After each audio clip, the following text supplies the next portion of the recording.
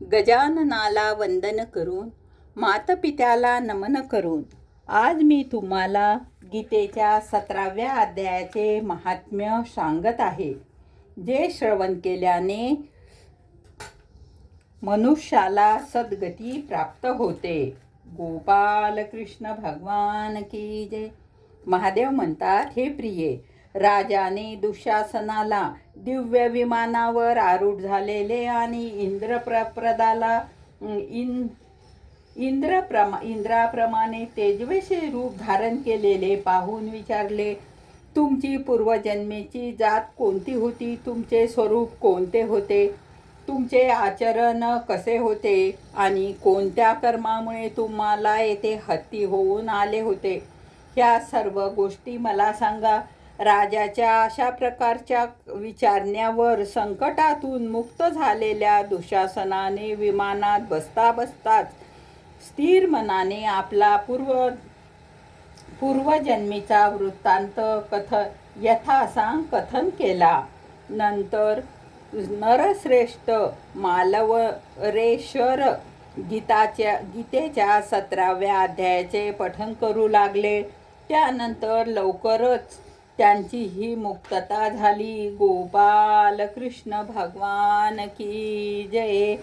गीतेच्या 17व्या अध्यायाच्या पठणाने सर्व जीवांना आपापल्या केलेल्या पापकर्मातून मुक्ती मिळते आणि स्वर्ग प्राप्ती होते.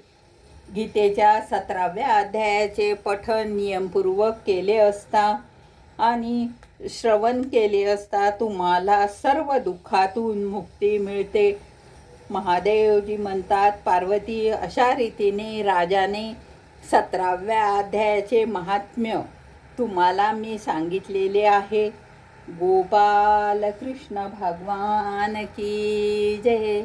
ओम नमो भगवते वासुदेवाय.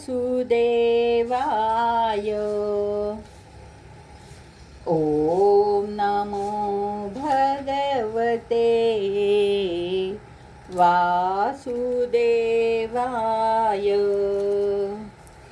ओम नमो भगवते